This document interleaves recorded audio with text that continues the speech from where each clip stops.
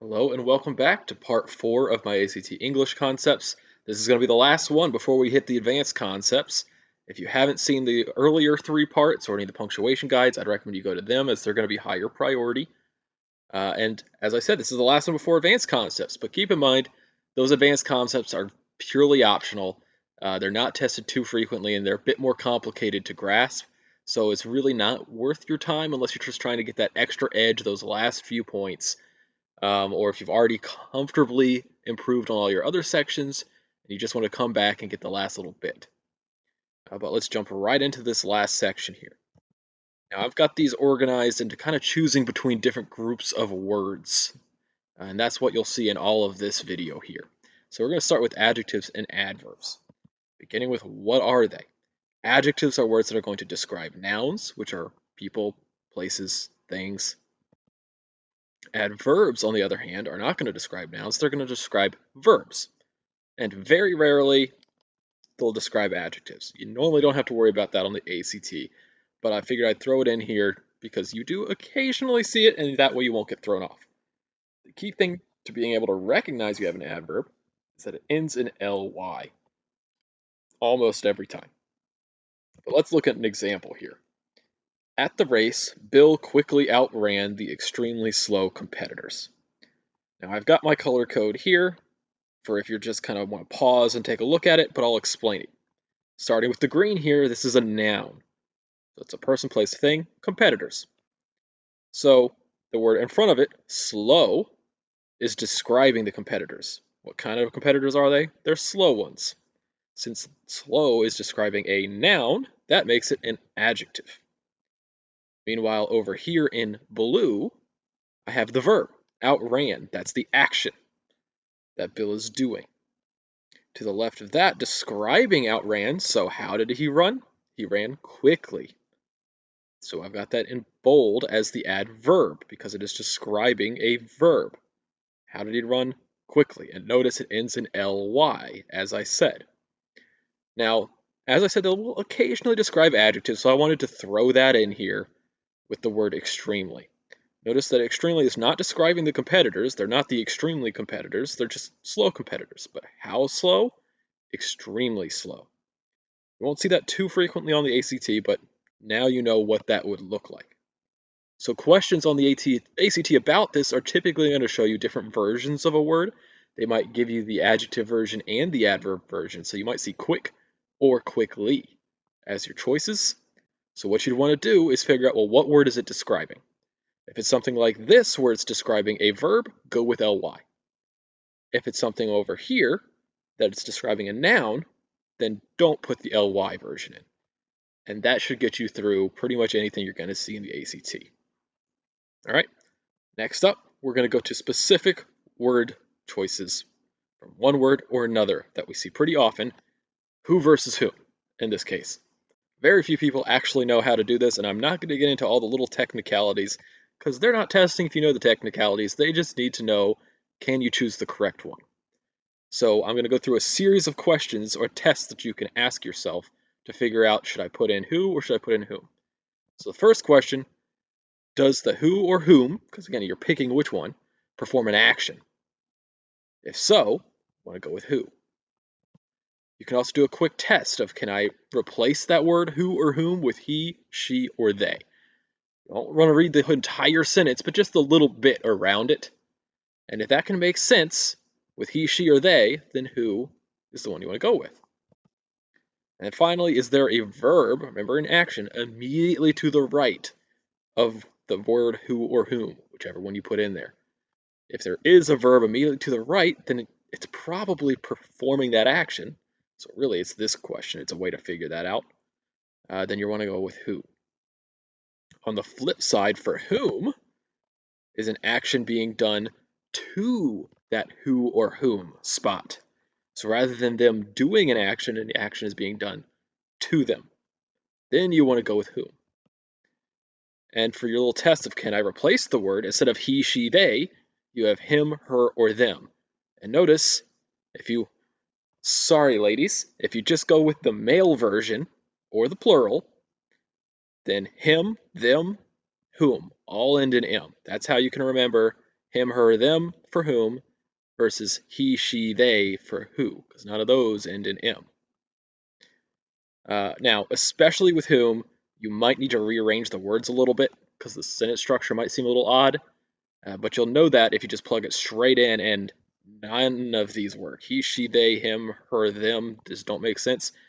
Try rearranging it, and then you're probably going to find that him, her, or them is going to work. And I'll give you an example of that on the next slide. And the final test, again, is there a verb immediately to the right of the blank or who or whom or whatever you're going to put in there? If there's not a verb there, it's probably not doing an action. An action is probably being done to it, so you're going to want to go with whom. So let's look at a few examples. And again, if you want to pause and look at things, I put these same tests over here as a kind of little cheat sheet. All right, so Jack, blank, so who or whom, ate already, didn't order anything. So let's go through our tests. Is this blank performing an action? Yes, because this person ate. All right, can I replace that blank with he, she, they? In this case, he. I chose he because Jack. So notice if I just take this little bit, I get he ate already. That makes sense. If I didn't know if it's Jack or whatever, I could do she ate already or they ate already. All three in this test work in this sentence. Notice if I try the whom set, him, her, them, it won't make sense. Him ate already. Her ate already. Them ate already. All of those are grammatically incorrect. So that tells me, both of these, that it's who. Now remember, I have this third test too. Is there a verb immediately to the right of this who or whom? Yeah, ate. That's a verb. So notice all three of these will tell me go with who. So this isn't a situation where you need to be all three, because they all tell you the same thing. Just whichever test makes the most sense to you, or if you're not sure about one, just move on and do the next test. All right, so let's look at an example with whom next. I'd like you to meet my dog Max, blank, I adopted last week. So I already told you it's going to be whom, but let's go through the tests. So, is this blank actually performing an action? No. There's no verb here that this is being done. In fact, action is being done to it because this blank is being adopted. They are not doing the adopting. All right, let's do the test of he, she, they, or him, her, them. I can replace it with him. But as I said, you might have to rearrange the words, especially for whom. So if I was just plug these things straight in, none of them are really going to sound too great. He, I adopted. She, I adopted. They, I adopted. Him, I adopted. Her, I adopted. Them, I adopted.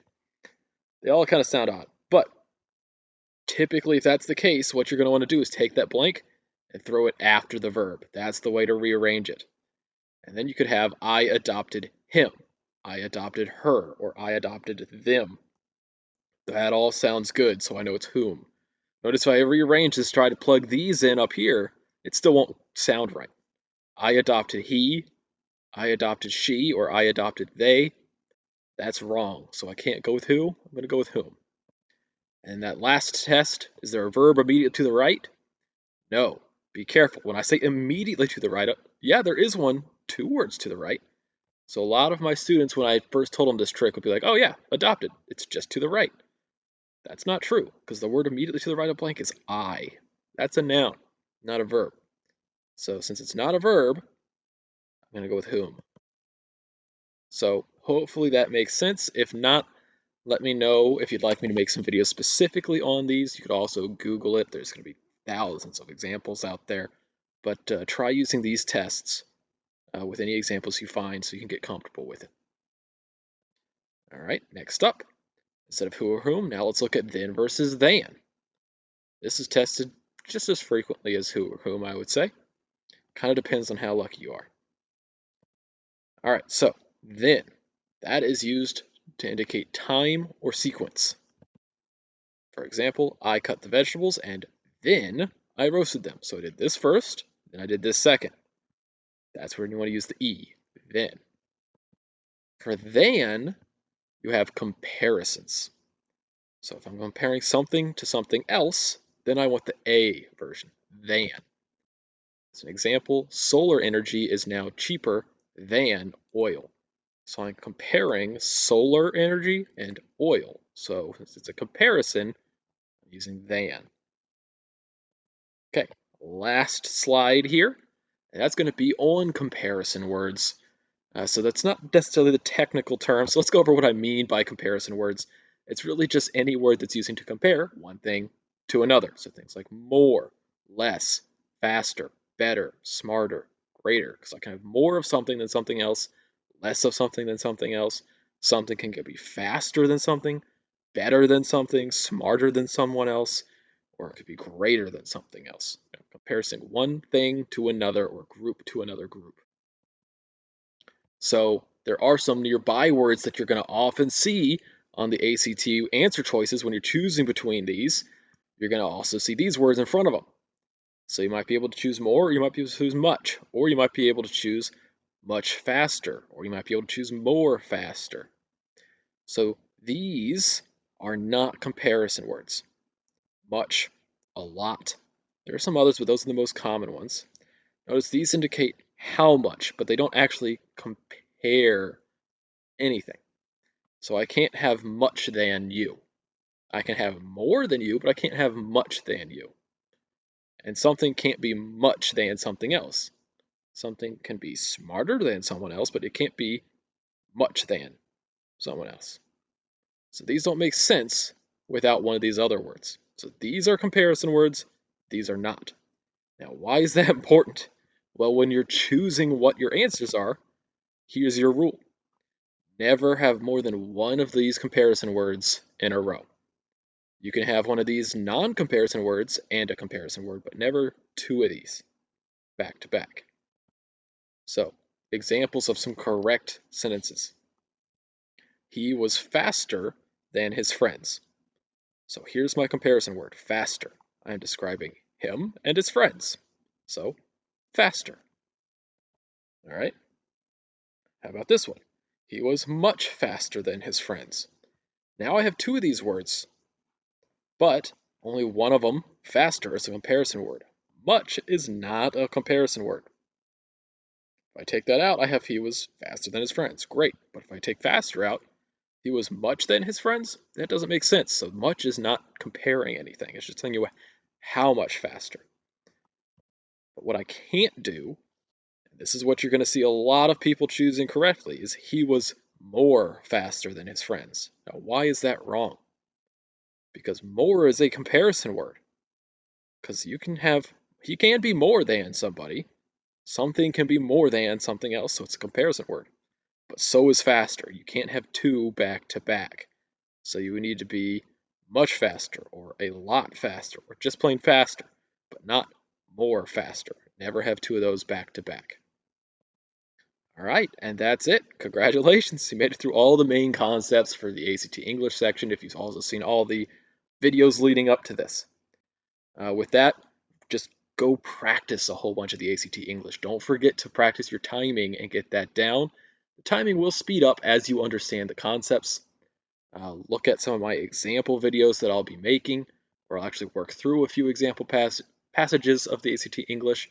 Don't worry too much about going to those advanced concept videos that I plan on making. Those are going to be optional, as I said at the beginning of the video. Just go into those if you feel like you're pretty comfortable and just want the last few items. Good luck, and have a good one.